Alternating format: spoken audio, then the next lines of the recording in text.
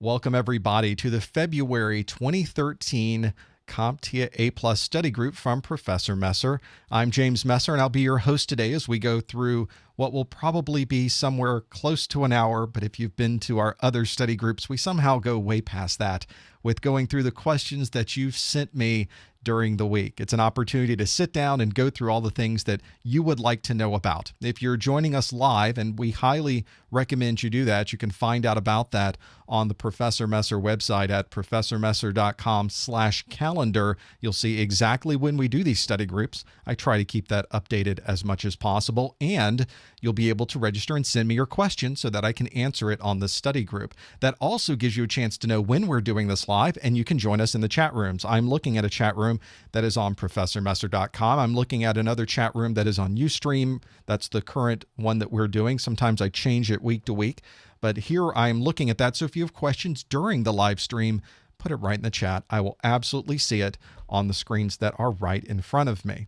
We've got quite a lot to go through in this month's study group. I have a lot of things that you have sent me, but I also want to make you aware that although I take every video that I create and I put them all online, every minute of every video is there for you to watch. So we have now almost 1,000 videos. We're getting close to 1,000 videos online so that you can go out and watch entire training courses for absolutely free. A number of you, though, are in places where your bandwidth to the internet not so great, or maybe you'd like to take these videos with you when you are going outside of the internet scope. There are places where there is not internet. I know it's crazy, but it exists. And if that's you, you can always purchase the videos to take with you. So if you'd like this premium version of the videos that is in HD, there's MP3 versions, you get all the slides with it. You get portable versions, lower res versions to put on portable devices to save some room on those portable devices. You can find out all about this at professormesser.com/download-A+. And if you're someone who just doesn't have money to put into this, you'd rather just watch them for free, fantastic. We love it when you watch our videos for free. All I ask is perhaps maybe you do some things like this. You can subscribe to us on YouTube at professormesser.com/YouTube, or follow us on Twitter at professormesser.com/Twitter. It is remarkable how important those things are for getting the story out of what we're doing here and getting the word out of these training courses. Let's go through a number of things. Before we do, I mentioned we do these every month. So I want to make you aware that there are questions we answered last month that a lot of people also sent us this month. And instead of repeating those, I wanted to give you a feel for what we did last month. One of the things we answered last month is talking about striping and how that relates to fault tolerance. We talked about the North Bridge and South Bridge and how that is associated with today's computers. We talked about what PCL happens to be. We talked about standing out in the IT world. I think we're going to talk a little more about that this month as well. And you can also talk about, one of the things we talked about last month was what you need to pass the test. And do you really need experience to pass the test? Is that really, really important that you have that? Well, is it or isn't it? And how much? We talked about that last month. Do I leave anything out of my videos? Ooh, that's an interesting question. And is there anywhere I can take the exam online? No, there isn't, but we'll talk more about that. You can see the replay of all of our study groups on professormesser.com at the very bottom of the video index for either A+ or Network Plus. Those are the study groups we do. You can go on and find out where you can learn more about those things. Now, there are questions we got this month. One of the questions we got was, does your study group count towards A+ continuing education units? For those of you that have your A+ certification already, you know that it is a certification that expires in 3 years. And there's a reason for that. And we're going to talk about that more later on in the study group and some of the ways that you don't even have to think about doing, and yet it renews your certification. Just because it ends or expires in 3 years doesn't mean that you lose that certification. There's ways that you can maintain that. And one of those ways is to participate in online seminars, online webinars, and this certainly applies towards that end. In fact, it was CompTIA sent me a really nice link to be able to get to the frequently asked questions for the CEU. You can find that at certification.comptia.org and /CEU FAQ for the CEU FAQ. the CEU, frequently asked questions, you can get one CEU for every hour. So today you'll get a CEU. This is one you can apply up to 4 CEUs towards for your A+ certification. So that's one of the things that you'll find becomes very, very useful when you're trying to determine, do I use CEUs to renew my certification, or do I use other methods to renew my certification? We will talk about that in just a bit. So another part of what we do on our monthly study group, for those of you that are here live, this is a lot of fun, is I get to hear from you directly. I get your feedback and you get to participate. This isn't just to sit back in your chair and watch what's going on. I like to know more about what you're doing. So how long have you been studying for your A+ certification? And instead of typing this in the chat room, don't answer it in the chat room. Simply go to this URL. You can go on your mobile device and vote, or you can open up a new tab in your browser window and vote. Go to vot.rs, and use 975187, 975187 as the code. I'm going to take this screen here and hide the results right now so that you can see this. Let's flip over and have you look at this. Here we go. How long have you been studying for your A+ certification? And the answers that you could put here are less than a month, 1 to 3 months, 3 to 6 months, 6 to 9 months, 9 to 12 months, and more than a year. It's interesting how we get to this point of being able to take the test. I'm a test taker that takes a lot of time to study. I can't just jump into it and in a couple of weeks go take the exam. It takes me months to pour through it. I've got a full-time job. I've got videos to make. I've got a family that we have things going on. I have other responsibilities. It's hard to really spend time to do these types of things. So this is one of the things that gives me an idea as we're going through the study group of how much you have been studying towards your A+ certification. Let's now have a look at what the results are so far. Look at that, almost across the board. Some of you, 5 of you, more than a year. And now we see less than a month. It's almost an even distribution across these so far. So we're going to have other questions for you to answer throughout the study group. So have your mobile device handy, have that extra window handy, have that vot.rs there handy so that you can vote along with us and see what's going on. This is very, very useful to have that there. One of the things, before I get into a lot of the A+ content, is I wanted to talk a little bit about television. Now, for those of you that have followed me for a while, you know that I watch zero television. I just don't have time. I'm creating content. I'm producing videos. It's very hard to spend time and tear myself away. I'm usually doing some type of on-demand. I'm on my Roku and I'm watching something on Netflix just so I can get away from the computer. But one of the things that I did recently is I set my DVR to record a show, which for me never happens. But the show I did, I thought it would apply to what we're doing here. So the show I found was one called The Job. This is a new show that's on CBS. This show is one that this is in the U.S. on CBS Friday nights. So this was last night's that I'm going to talk about. It's a show where you have 5 or 6 people, last night 5 people that have been brought in as candidates for a job. And at the end of the show, they are offered a position. The one that wins the job interview is offered a position. And what I found interesting about this show is they're getting the big hitters to sit at the table and do the interview. So these are the chairmen. These are, in the case of the one last night, it was a position available at Cosmopolitan magazine, the editor-in-chief, and the 2 folks that are next down from the editor-in-chief are the ones doing the interviews. So you can get an interesting perspective of what people are asking or looking for in interviews if you look and listen to this show. Now I won't say that the show was fantastic. It was okay. But I think if you're someone who is interviewing, you can take a lot away from what happens. This is a very, very nervous environment as well. Imagine if your interview was televised in a studio with live people watching and people around the world going to see you. It would be a very, very tense interview. I'm not sure how I would do in that particular case. But there were some takeaways I got from this. If you go to the CBS website in the United States, you can watch the whole episode. And I really recommend you do this. There were some interesting things that happened during the show that I want to point out. One was that a lot of the people there were really interested in saying something. They had prepared notes, if you will. They had memorized things that they wanted to say. And I felt a lot of the time they were talking and answering a question that they had already thought about in their mind. And when they were asked a question, they just answered that thing they had memorized. And that wasn't necessarily what was being asked. It's really important in an interview to listen to what is being asked. And you have to be able to listen for the important things as well.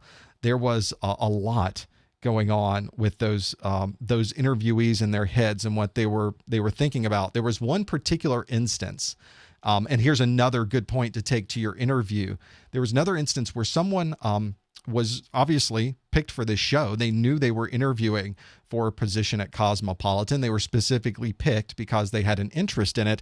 And they have a test they go through. There is a practical test where you have to write some copy, get a picture made for it to go into the magazine.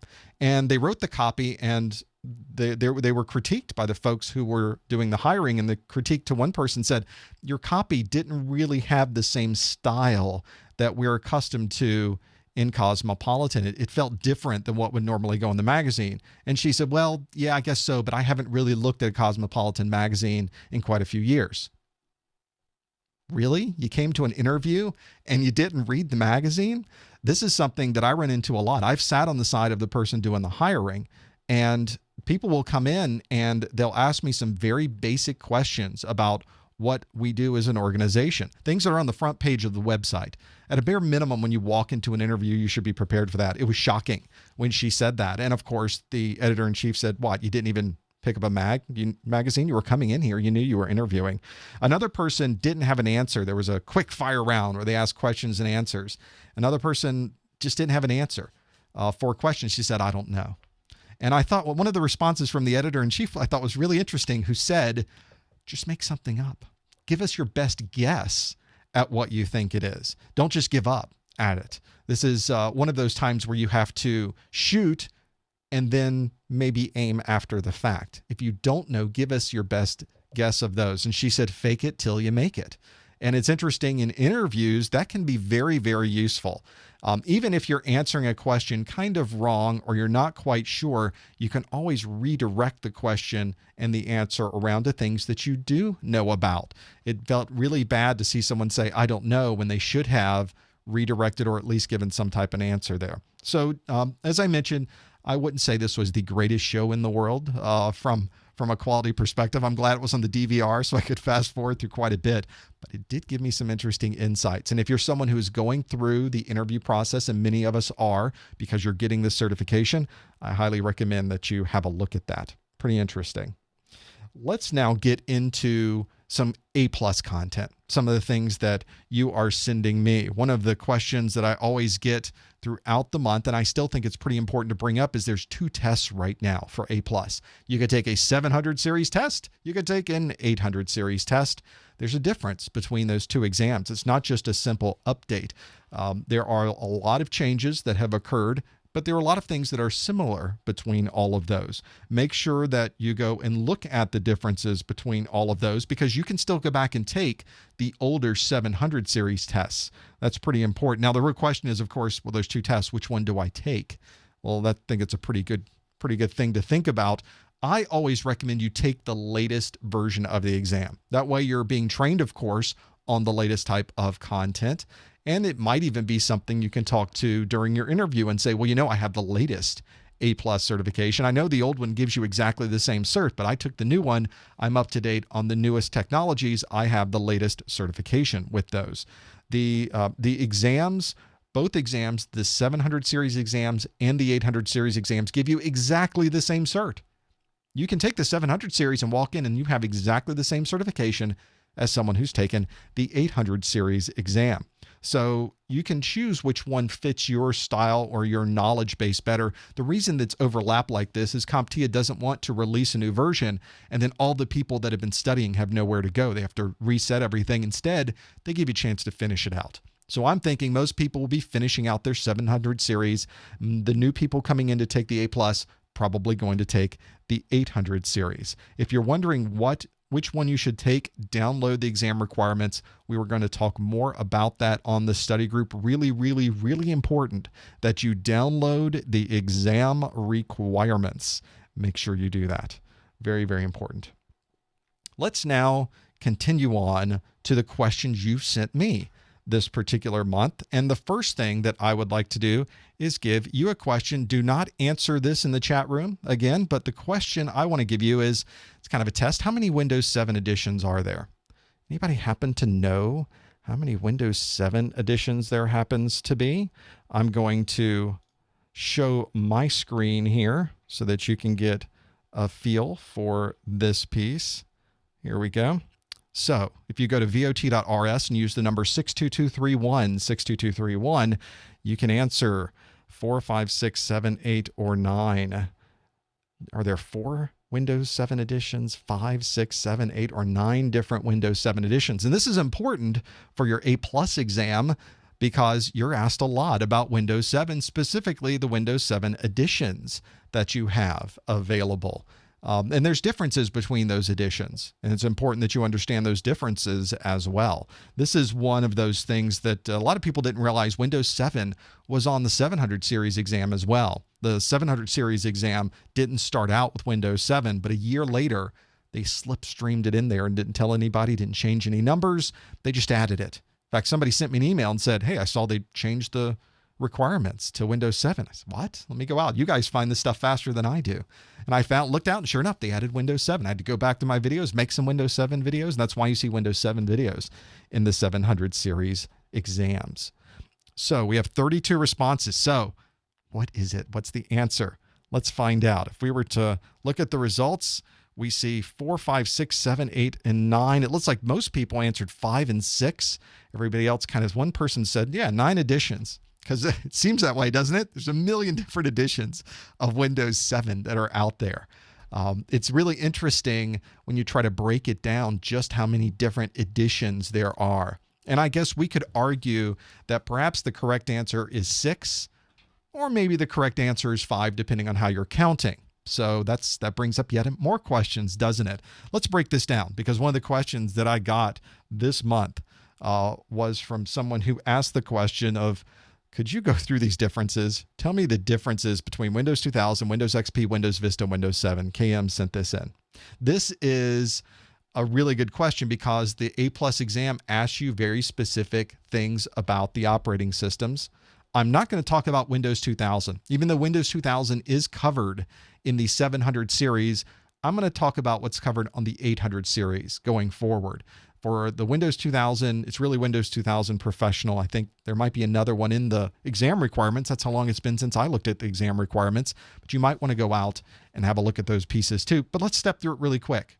Now, Windows XP, for the purposes of the A+ exam, here are the things you need to know about Windows XP. There is a Windows XP Home Edition that has the most basic functionality of Windows XP. There is also a Windows XP Professional. Windows XP Professional is one that adds capabilities that would allow someone to, perform a remote desktop into somebody's computer, look at offline files and folders. There's file encryption built into it with NTFS. That's the version that you probably would have if you were in a business, is the Windows XP Professional. You don't generally need offline files and folders or file encryption support in the NTFS disk system unless you're in a business. That kind of makes sense for what you're doing. There's also another version of Windows XP you need to be aware of. That's the Windows XP Media Center Edition.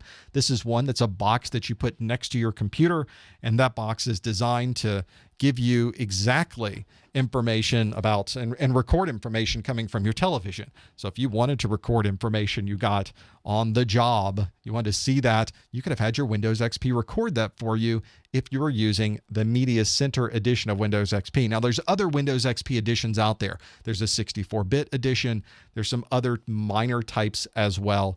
Those are the 3 that you have to know for the A+ exam. So that's pretty important. There is also the Windows 64-bit professional version is also a version you need to know for the exam. The 64-bit professional version has the same features as Windows XP Professional, but it's designed for 64-bit operating system. That was one of the very first end-user 64-bit operating systems that Microsoft put out. Probably not the best 64-bit OS that they could have come out with from an end user perspective. There were some better ones on the server side, but some people needed the features for that 64-bit. For Windows Vista, a different setup as well. We've got different versions, a Home Basic version, which had no support for that Active Directory corporate type features. It also didn't have that nice graphical arrow functionality inside of it. There's a Windows Vista Home Premium that gave you DVD authoring. There's more games associated with it. There's also Windows Vista Ultimate that had all of the things that really take the operating system and give you every capability. There's the BitLocker encryption. You could add language packs. The Ultimate has every feature enabled inside of it. From a business perspective, the people running Windows Vista had two versions, a Windows Vista Business. This is the one that, very similar to XP Professional, had that Active Directory support. There was functionality in there to allow you to have encrypting file systems. You could act as a remote desktop server. Some nice features there, certainly applies to what most people need in a corporate environment. And Windows Vista Enterprise, which you've probably never seen before if you aren't doing some type of volume licensing agreement with Microsoft. It's a version that you would only get directly from Microsoft. You can't buy it off the shelf. You can't get it from your reseller. It has BitLocker encryption, and it also adds multi-language packs that you could add on to Windows so that you can switch between different languages in the user interface. That brings us to Windows 7. So the question I asked earlier is, how many editions of Windows 7 are there? And there are 1, 2, 3, 4, 5, 6. There's 6 of them. In fact, it's very similar to the setup that you just saw with Vista. Windows 7, I said 6, and I said some people who said 5 could possibly be right. And let's talk about why that happens to be. Now, the Windows 7 starter is the one that you may have seen if you ever bought a netbook. I realize the popularity of netbooks is not one that is something that a lot of people are still buying. There's a few people still need something like a netbook. We seem to be going more towards the platforms of tablets these days. But the netbook needed an operating system that was very honed down. Didn't have a lot of functionality associated with it. So Microsoft created Windows 7 Starter. You couldn't play back a DVD because there was no DVD player in a netbook. You don't have Windows Aero because the graphics subsystem in a netbook is not very advanced. There's not a lot of memory there. You'd never be able to run those advanced graphics capabilities on a netbook. Certainly not do internet connection sharing or run a web server on a netbook. There would be absolutely no reason to do something like that. And certainly you don't have those capabilities of connecting to a domain and doing things that you need in an enterprise. Notice that there is an interesting limitation to Windows 7 Starter. At first, there's only 32-bit editions. You're not going to find a netbook with a 64-bit processor inside of it, and a maximum of 2 gig of memory. That doesn't seem, it's like a bare minimum. And for a netbook, that's probably all you would be able to cram into that machine. Although these days, it's kind of easy to fit more memory in certain devices, but this particular version was limited to that 2 gig of memory. Now, there's a Windows 7 Home Premium. It's a consumer edition. Now, you saw in that original slide, there was a Home Basic version. Now, the Home Basic version, in fact, I'm going to flip back to that. I even made it, it's kind of gray on the screen. That Home Basic version was one that you don't see on the shelf. You can't buy it. It was created for emerging markets. It was created for certain geographies that needed Windows, but it was a honed down version of Windows. So that was a particular version that you just don't run into very much, because when you're dealing with geographies that are barely getting going with technology, you certainly do not need a very high-end version of Windows. So they created that version just for those particular emerging geographies. If you needed to even activate that Windows Home Basic version, it wouldn't even activate unless it was in that country. That's how locked down that version is.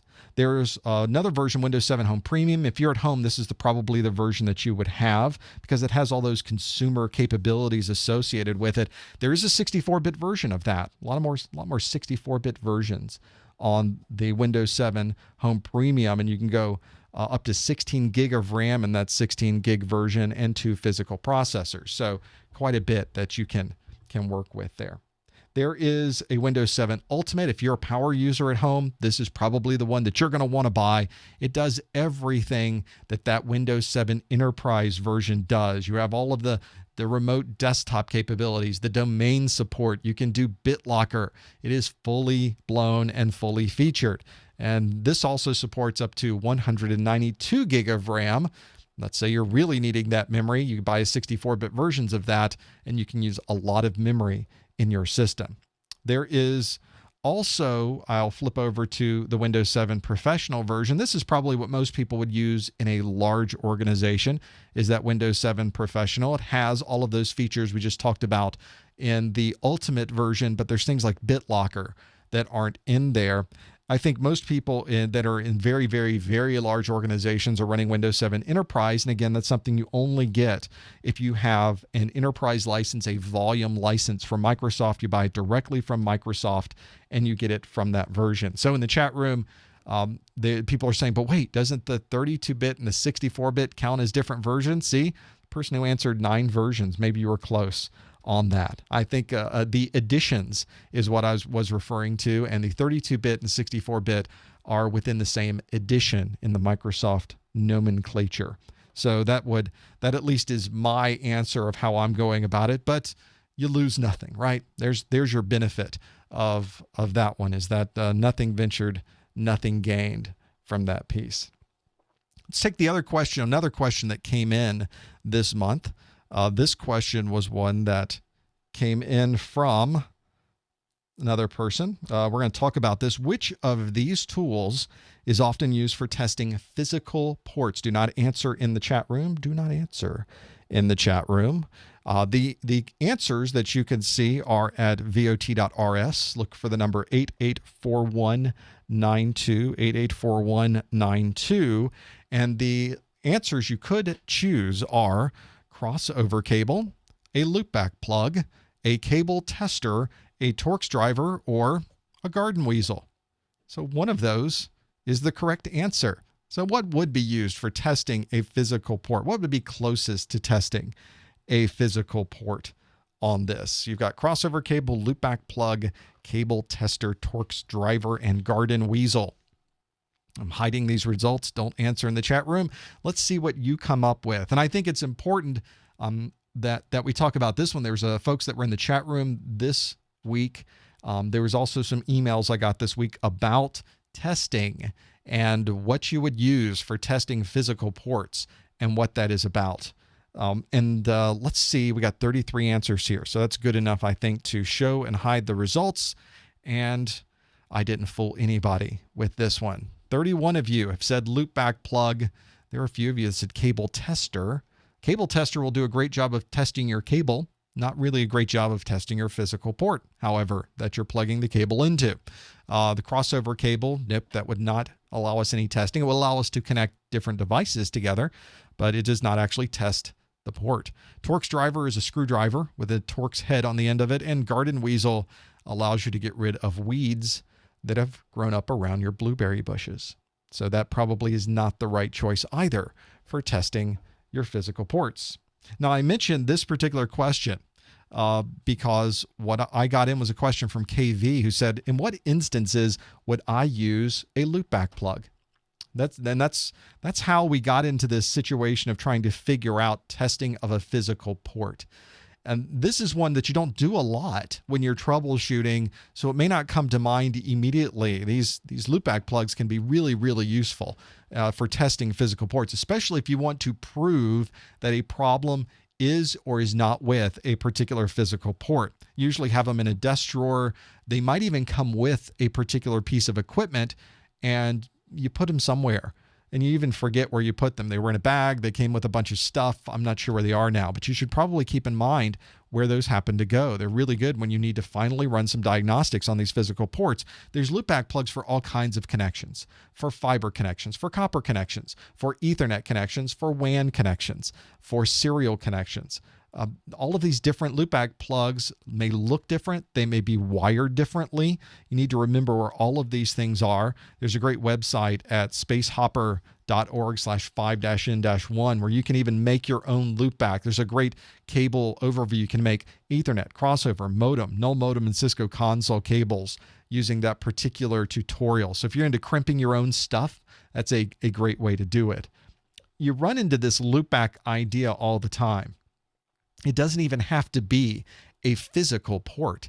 It could be something like a connection, a setting inside of a device. If you go way back to, or even now with certain wide area network connections, whenever you're buying a WAN link and you're putting it into your facility, then there's usually a piece of equipment that the provider is putting in your building where everything terminates. This is usually some type of modem device or a CSU, DSU, some type of piece of equipment that you are able to look at and find and see, but you can't touch it. You don't have access to it. It's providing you a connection, and from that point on, it's your responsibility.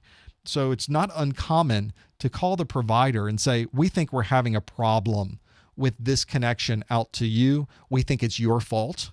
I want you to test it. And what they'll do is send a signal down to your CSU, DSU, or your modem and tell the modem, loop back everything to me.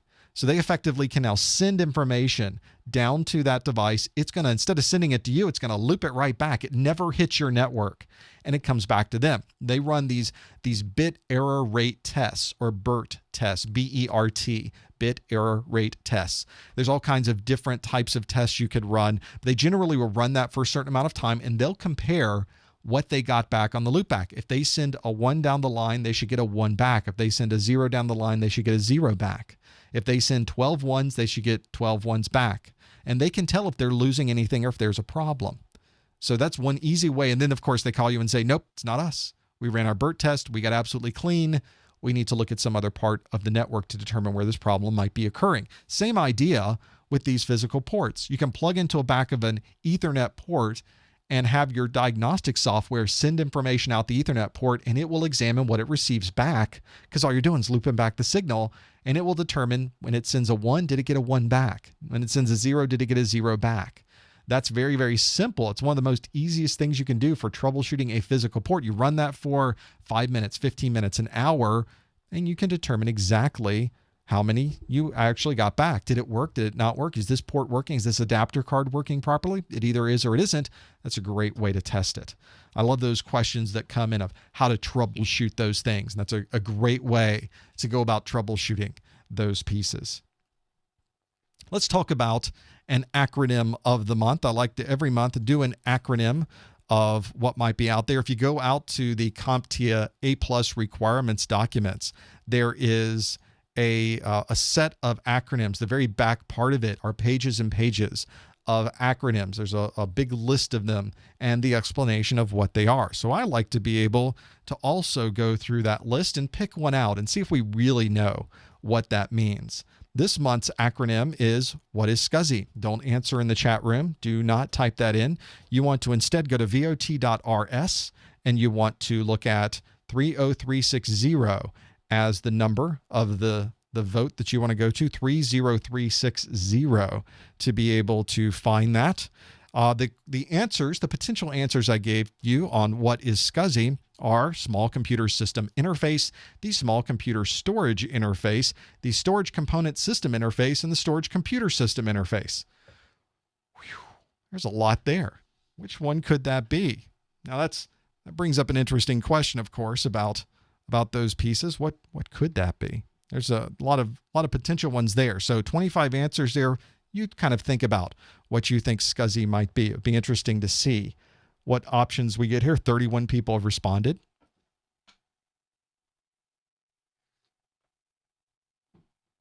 Big jump. 34, 38, quite a few there. This is, let's see what you guys think. The Scuzzy, the answer is to Scuzzy. Of the 50 respondents we got, again, really didn't fool very many people on that one. 33 of you said, oh, no, no, no. This is small computer system interface. We knew that one. That's an easy one. Although some of you, I did mix some names and numbers up in here. I changed the words around. Small computer storage interface. Scuzzy can be used for more than storage. So it's interesting that we think about Scuzzy as hard drives. And those types of storage does not have to be storage. Storage component system interface. Again, storage should be the thing that throw you out, or that throws you out of voting for that particular one. One of the things in the chat room, MobiCorp asks, isn't Scuzzy ancient? Scuzzy has been around for a very, very, very long time. We still see traditional Scuzzy interfaces on a number of servers, but the real question is, why are we talking about Scuzzy? If you look at the 700 series A+ certification, Scuzzy wasn't on there. If you look at the 800 series, Scuzzy is on there. Wait a second. I thought the Scuzzy thing was going away. I thought we were getting rid of those. And in fact, when the 700 series came out, that was really the case. You really didn't see Scuzzy. So why, and I'll ask the chat room, and I'll talk a little bit about this while I'm waiting for the delays. Why are we talking about Scuzzy these days? How did this suddenly become important enough to go on the 800 series exam? And it's an important part of why Scuzzy is important that we still talk about it today. In fact, it is probably one of the most important things you should know going forward in storage mechanisms. Now, why would that be? I'm saying it's really important. It's not just something you should know. It's really important. And Cesaric 2002 in the chat room answered that it's used in virtual machines. These virtual technologies that we have created, whether it is in a VMware, other types of virtualization technologies, use Scuzzy as the method that's used to allocate hard drive storage or disk storage or storage of any kind. They use Scuzzy because Scuzzy was built for this, with physical and logical components that you can assign to different virtual machines. It's a great way to talk to and allocate storage in these virtual environments. Scuzzy is very rich. It's been around so long, and the type of communications that it uses really lends itself to something that needs a lot of control. And in a virtual environment, you need a lot of control, because your virtual environment, you might make the disk bigger, you might make the disk smaller, you might move the storage to another device, you might take the entire virtual machine and move it across the country, and nobody that uses that machine even knows that anything changed. And behind the scenes, it's Scuzzy that is allowing us to properly assign the physical and logical units to those storage devices. Really, really, really useful. Now, one of the interesting things about physical storage, though, is this particular challenge. People ask, there's this termination thing. Can't get it through my head. Why is there a Terminator? You know, with PATA and SATA, you plug in the cable, you turn on your computer, done. But Scuzzy has this extra step. You don't just plug in the Scuzzy. Now you have to terminate the Scuzzy. What in the world are you talking about, terminating the Scuzzy? I have no idea what you mean by that. This is the Scuzzy connection here. Very simple view of Scuzzy. Scuzzy is just one long cable that you're plugging a lot of things into. Think of it as a bus that's inside of a computer. We're just plugging in adapter cards. It's a similar idea. It's a long cable, and the Scuzzy communication, just like a network connection, like an Ethernet connection, it's sending out messages down that bus. And one of the things that you do with Scuzzy is you give each one of these devices their own ID number. Think of this as an IP address in the networking world. Everybody has their own IP address. In Scuzzy, everybody has their own ID number. So your controller generally has the ID of 0. Doesn't always work that way. I would say 99.999% of the time, Scuzzy ID 0 is your adapter. And then anything else you plug in, you would give a different ID number for. The ID may be something that you configure in software, or there may actually be a switch on the device that you tell it what number this happens to be. So you do have to do some checking of these things. You have to audit yourself and make sure that you don't duplicate any numbers. Just like you can't have a duplicate IP address, you cannot have a duplicate Scuzzy ID number, because that's how the controller sends out messages. Hey, ID number 1, I've got some data for you. Tell me if you get the data, and ID number 1 will report back. It all goes down this same bus. Everything goes down that one cable. So when it sends out a message to ID 1, it goes, everybody hears it. It's very much like being on a broadcast domain and networking. Everybody hears it. but only the people that it's destined for are going to receive that information. Now, this is why the termination piece is so important. If we send information down this cable and there isn't anything at the end to stop the signal, it will bounce back up the cable. And we'd effectively have this bouncing back and forth. We never get rid of the signal. It never goes away. It just bounces back. It's like you're in an echo chamber. You're never able to hear what's going on then. I just hear everybody trying to talk at one time, and it keeps echoing, it keeps echoing, it keeps echoing. That's the importance of the terminator. So at the very end, once you go through all of these devices, at the very end, you add a terminator. Sometimes it is a physical terminator that you happen to see here. Sometimes it is a terminator that is built into a device. So perhaps on this hard disk Scuzzy ID2, maybe that's something that you would then click on and you would be able to determine, yes, I want to put a terminator inside of this. So it just stops. So you don't have to put a physical terminator on the end. That's why the terminator is important. So on a virtual environment, you don't run into this terminator problem. Nobody's on a physical bus. There's not really that huge of a concern of doing that, but it certainly helps to have that piece in there and be able to use that as well. There's a question that came up from KH, sent this in and said, how in depth should I be studying for my CompTIA A+ exam? And it's a question that I get constantly when trying to determine where I should go with this. It is one that that really, before you take your exam, you're struggling with this and trying to determine how far should I go with these pieces. Well, fortunately, there are some things you can do. And I think one of the best things you can do is to check yourself and see, am I ready to take my exam? There's usually a question and answer type thing that you can do to be able to do this. And I think that's where we start to get into trying to understand more about what we need to know. And one of the things I like to do is do a question and answer. Whether you're buying a book, I like Exam Cram as a series of books that are useful, but I also like some of the exams that you get online. And one that I like a lot is from folks called GTS Learning. They have a series of exams online called FreeStyle. In fact, it's more than just exams. FreeStyle is their entire A+ books are online for you to read anytime you want. They have integrated, here's the book part. They've also integrated my videos into it. So while you're reading the part of the book, you can watch the video that is associated with what you happen to be looking at in the book. So everything's in one place. You don't have to jump around. Look at that fella. Nice guy. So that's useful already that everything is there. They also have on the courses that are here things like sample exams that you can take. I'm going to log in here. I've timed out on my login. Here we go. So there's sample exams that are built into this. You can take a practice exam and try it yourself. 100 questions and take those through that piece too. Now, another thing that they provide is an option to FreeStyle, and this has become more important now that people are really interested in these performance-based questions that you often get, is a series of labs. These live practice labs allow you to go into a real environment. Here's some real machines that are set up with labs that you can run through different exercises that tell you exactly what you should do to be able to go through the lab. And even if, for instance, you don't have Windows XP, that's okay. They have Windows XP in their lab. And you simply connect in your browser. I'm in a browser screen right now. It brings up a remote desktop to their lab that is already configured with Windows XP. It's already connected to an Active Directory server.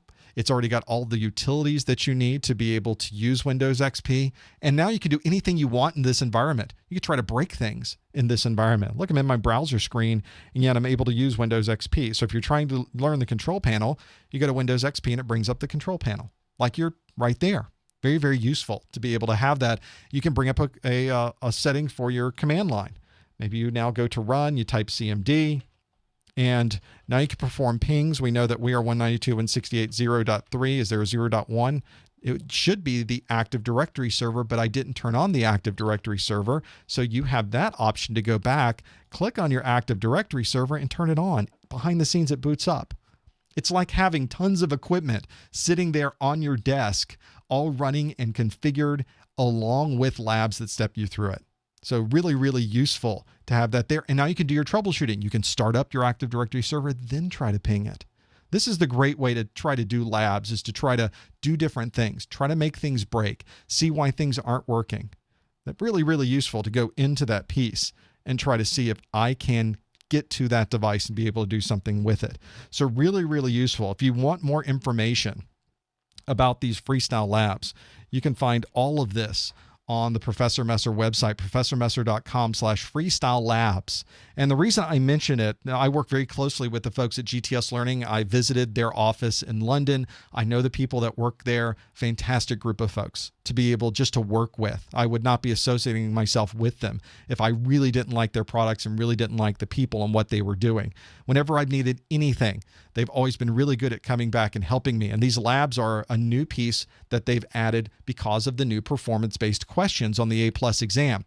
Now, because you're watching this study group, I managed to get a special out of them. This is a special just for the study group, and it's going to be available for a certain amount of time. So it may also be available while you're watching the replay. You get FreeStyle with all of the books, all of my videos embedded. You get all of the sample tests that they have. You get their pre-test and their post-test for every chapter. You get all of the labs for 12 months for $99. And it used to be $159 bundled together. You go out to this link, though. It is professormesser.com/freestyle labs. You have to go to that link to be able to get that offer. There's some other offers out there as well, but I think that one is the meatiest. So if you want a one-stop shop for everything for your A+ training, have a look at FreeStyle Labs, professormesser.com/freestyle labs. There are a number of questions that came in this month about the A+ exam. And I think that's one of the things that when you struggle with learning the content, you're also struggling with learning the exam. What's that about? What do I have to know? Especially if you've never taken one of these exams before. If you're taking your A+, this may be your very first industry certification exam. You don't even know what to expect on those particular exams. One of the questions I talked about earlier was about continuing education units, and if my study group counts for continuing education units, and you saw that they did. Now, this goes back to that certification.comptia.org/CEU FAQ. One of the questions first is that, why does this certification expire? Why is it only good for 3 years? And then we have to either take the exam again, don't want to do that, or in the case of A+, take 2 exams again, or we have to renew it in some way. Well, the reason is that there is an international standard, that is the ANSI ISO IEC 17024. That sounds pretty exciting, doesn't it? Some big number. What it really says is that if you have an industry certification, if you want to be accredited by the folks at the ANSI ISO IEC, then you need to have this renew after a certain amount of time. You can't just have a certification that is good forever. That is something we can't accredit. So if we need to put our accreditation toward it, then you have to make sure it expires. And of course, large organizations, government organizations want something that is accredited internationally. So that's exactly why almost every certification you'll run into has this requirement of having a renewal time associated with it. If you do nothing, if you don't participate in these continuing education units, if you don't participate in CompTIA or sign up for their continuing education program, in 3 years, you no longer have that certification. It expires. The only way you would be able to renew it is to take the 2 A+ exams again. And that's the piece that a lot of people don't realize. If you want to stay certified, you need to participate, you need to join CompTIA's annual CE program. And there are fees associated with those annual CE programs. You can see some of the numbers there associated with those. The CE program for A+, $25 a year. For Network Plus, $49 a year. So not a lot to be able to do this. But what I find interesting about this is that the things that you do day to day are probably going to give you plenty of credits to be able to keep your renewal going for another 3 years. What I really recommend is you go out to certification.comptia.org and you go and look at the CEU FAQ. There's so many different things that you can do. In fact, I'm going to put it up on my screen so you can see it. Certification.comptia.org, CEU FAQ. So you'll get a view of what that looks like as well. I think that CEU FAQ is a PDF file. And of course, I don't have my PDF file up and running. Here we go. Kind of hard to see on my tiny little screen. Let's expand this out so you can actually see it. Here has everything that you would need to do. Now, what I find interesting about this is not only are these questions here, they give you links that you can go to if you don't know the questions. And there's a link right here to add a ticket and have somebody get back to you with more specific questions in here. Another thing you might want to do on this is to look at CompTIA's site as well. There are some really interesting things about CompTIA's certification renewal. And I'm just going to Google CompTIA certification renewal and go to that main certification.comptia.org to get a view of this piece. Let's see what we can find on here. So there are things on the CompTIA website that are going to help you get the information you need to be certified as well. There's some interesting links on the certification site that are also talk about what you can do afterwards. You could take third-party certifications and they count towards renewing your A+ certification. You could take Microsoft certifications. You could take Cisco certifications. You could take certifications from, I think I counted over 20 different company certifications you could take that would also renew your A+. So a lot of the times, you don't even have to count these credits and go through that process. You only need to figure out which one of those next certifications you want to take, and they're going to renew everything for you as well. If you go to CompTIA's website, there is a continuing education program at the bottom, and they talk about what those different programs are for renewing. You can renew through achieving other certifications. I just want to show you this for A+. You can renew by taking Aruba, Checkpoint, Cisco, CompTIA's own certifications, CWNP, eCouncil, EMC, GIAC, HP, IBM, and the list goes on and on and on. Microsoft, look at all those you could take from Microsoft, Oracle, Red Hat. This is great. You don't have to limit yourself to CompTIA to be able to do that. Really, really important that you keep that in mind. And again, you're going to need more certifications to continue on your IT career. You're going to get certifications you don't even know you're getting yet. You may already be able to renew your A+, but you have to be part of the A+ continuing education program and pay your annual fee to be able to do this. So that's the important part, is you have to sign up to be able to have that piece go through and be able to do something with that. Another question we got in was, can you explain the grading on the 701 and 702 exams? No, I really can't. There's if you notice on the A+ exam, if you were to look at the website for A+, and when you first look at it, it is a little bit challenging, because one of the things they show you on the A+ website is this. They show you that there are 90 questions, and to pass the 801, you have to get a 675 on a scale of 900. Okay, so if I do the math, that comes out to be a percentage of, nope, can't do percentages. Each question, we believe, counts a different amount. So you can't just miss a certain number and know you're going to pass or think you're going to fail. You have to get the right questions correct to get up to 675. Same thing for the 802. You have to know 700 is your grade you have to get based on a scale of 900. Well, that's a little bit of a challenge. You aren't quite certain going in just how much the questions are worth. So this becomes a little bit more of a challenge when you're taking the exam. I wish I could tell you, SH, of exactly this is the number that you need to make and here's how the grading works. But the grading and the things that are there are based on that sliding scale and the questions that are there. So you have to get a lot of questions you got to get correct. Benny in the chat room's telling you, yeah, you got to get a lot of questions correct to be able to get this correct. You can try to do percentages, but it's not going to be exact. But it might give you a pretty close idea. If before you hit that submit button to end the exam, how many do I think I absolutely got correct? Is it enough? I think so. Let's continue on. Most of these are multiple choice questions, but of course, there are performance-based questions as well on the exam. There's a link on the CompTIA website that talks about performance-based questions when you're looking through this, and they take you to a section of what a performance-based question is on the CompTIA website. Not taking me there right now, though, is it? Hopefully when you look at the link, there we go, take you there. What is a performance-based question? There's a video right on CompTIA's website that runs you through an example of what a performance-based question might be. So that can be very, very useful for trying to understand what you might be getting into when you go to take your A+ exam. Another question that came out, I'm looking to take my A+ certification soon. What should I look over? What things are important? Those of you that have watched these study groups before, you know that I say this every single time. Download the objectives. Download before you start your studies, download the objectives and read them as you're going through and studying. Use them as a checklist to make sure you know everything you've gone through before you go in to take your exam.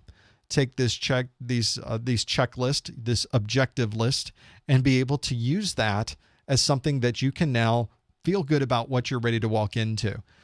CompTIA does a pretty good job of staying very close to these exam objectives. They don't really deviate much from the exam objectives. So that's one important consideration, is that once you know what's on these pages of the exam objectives, you're good. If there's something here you don't know very well, you want to study that one a little bit more.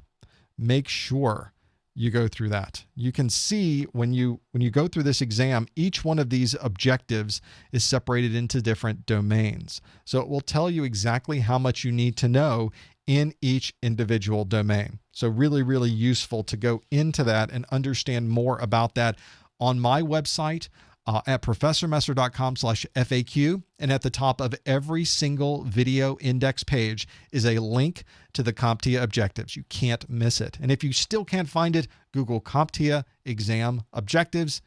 It will take you right to that page. It's incredible how important that is. You need to really, really look at those pieces and what's there. Another question that came in, this isn't really a CompTIA question as much as it is kind of a common question I tend to get, is how many hours did you and your staff invest into producing your free CompTIA A+ certification exams? Well, the exam videos, I guess, is what JH is referring to. And it's really more about what we're doing here. I say we, it's really more of a royal we. Me and my staff consists of everyone you're seeing on the stream right now. There is no staff. There is no enormous building full of people sitting at their desks creating content for me. I would love for that to happen, but that's not how it works. It's me sitting in front of the computer. It usually takes a couple of hours to build out a single video, a 10 to 15 to 20 minute video content. So that's a couple of hours of work. Really, that's the hardest part to be able to do that, is to have that piece there. That takes the longest amount of time. A lot of research involved, a lot of double checking of the content. Most of the time I catch the problems. If I don't, I go back and I do them again, and you get an updated version of the video. You guys are really good at telling me when I get something wrong, and I get things wrong all the time. So be sure to double check me as well with those pieces. There's usually about sitting down in front of the camera and shooting the video usually takes about 30 minutes for a 10-minute video, because I'm doing multiple takes and going through the different slides multiple times to get it exactly the way I would like it, because I know it's going to be permanent and you're going to see it forever, and you need to use this as a study guide. And then it generally takes 30 minutes to an hour for each one of those to do the post-production, to do the editing, probably a little bit more because it has to be re-rendered and then sent up to YouTube, and then I have to add it to the website, and then I have to add it to playlists, and there's a lot of things that happen after the fact in post-production. So probably 2, 3, 4, 5, it could be 6 hours of work for a single 15-minute video. So it's a lot going on when I do this. So you may see me in the chat some nights on the Professor Messer website. I'm probably here building content because I usually sit down on the weekend and shoot it to the camera and get it on some type of storage so that I can then start doing some editing during the week as well. And then the cycle starts all over again. Another question I see all the time, and I think this one is really, really important to consider, is how important are IT certificates versus a bachelor's degree or some other type of formal training? That's from HA. This is one that I have to really stress, is you have to take a little bit from everything.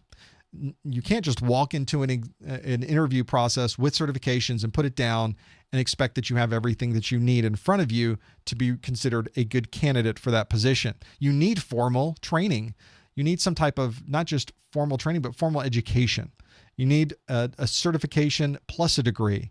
You need a degree of some kind. Maybe it's a technical degree. Maybe it's a 4-year degree. Maybe it's a 2-year degree, but you went to school for years to learn not just the things associated with this job, but you now understand arts and sciences. You now understand more things about business that are outside the scope of technology. You understand all of those pieces so that when you walk in, not only do you have this formal degree, but you also have certifications that back up the degree. And the third piece that I highly recommend that you need is experience. Some people say experience is the most important thing. Well, I guess it depends on the different environment that you're in. In some interviews you walk into, it might be a government position. You might have experience, but because you don't have the certification in the government job, they want that certification. It's extremely important for maintaining the contractual agreements they might have with third parties. So if you don't have the certification, you're actually at a disadvantage, even if you have a lot of practical experience. So it's not always a given. It's usually a balance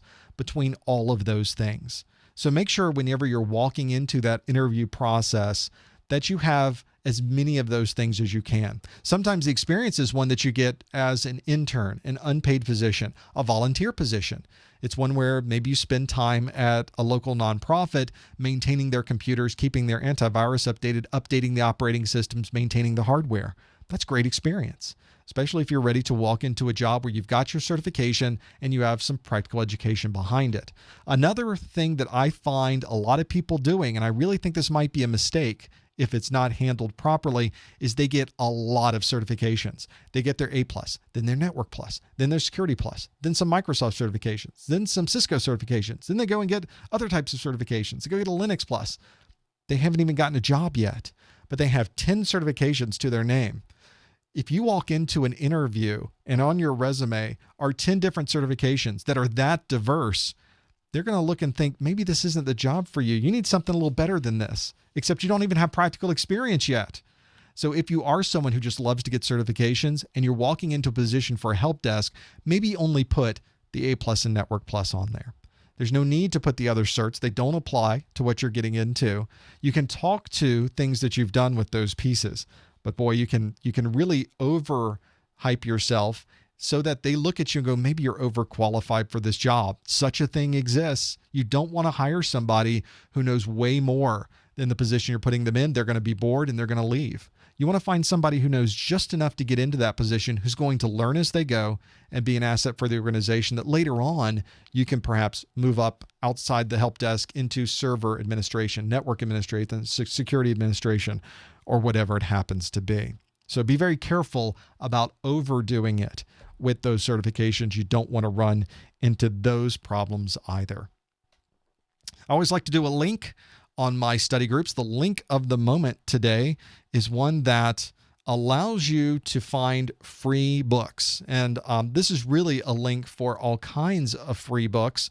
But I also like that there's a technology section in here. It doesn't necessarily apply to the A+ certification, although having any technology books for free is probably a good thing. This is Free Book Sifter at freebooksifter.com. I do this for my Kindle. So a lot of these books are on the Amazon store or other places. Maybe they're just an ebook that you can download, and you can click on a link on your Kindle and boom, it's right there on your reading device. There are a lot of different books here, not just technical books, but there's fiction and nonfiction. There's all kinds of different categories of technology. You can see here the categories of technology. I've got Mac OS, I've got Unix, I've got computer and internet. This is the operating system section where I could tips in minutes using Windows 7 and Office 2010, CentOS 6.2, a concise Windows 8 guide. So there's just things out there you might be interested in, be able to get, and absolutely free books. And they update this list all the time. It's great if you're trying to gain even more information that you can use to help you in those interview situations and what you're doing out there. I have some announcements, of course. You want to be able to join us and keep track of us during the month, not just for our study groups. Make sure you follow us on Twitter at professormesser.com/Twitter. If you subscribe to us on YouTube, not only allows you to see and have an option to see when I upload new videos, it's really great that I can prove to the folks at Google that we should give a whole channel that's dedicated live just for this so I can get rid of a lot of the things that you see live, like those advertisements that come up. GTS Learning, you want that great $99 that I mentioned earlier, go out to professormesser.com/freestyle labs. They're also a great sponsor of our monthly study groups. We appreciate everything they're doing. It'd be great if you could appreciate them back at professormesser.com/freestyle labs. And of course, my thanks to you. You send me great questions every month. We're able to see exactly the types of things you're interested in, and I'm so happy to bring them to you. We'll, of course, do another one of these also every month. If you're someone who's studying for Network Plus, we also do a Network Plus study group every month. You can always find out about that at professormesser.com/calendar. And thanks, everyone. We appreciate you joining us. We'll see you next month on the Professor Messer A+ Study Group.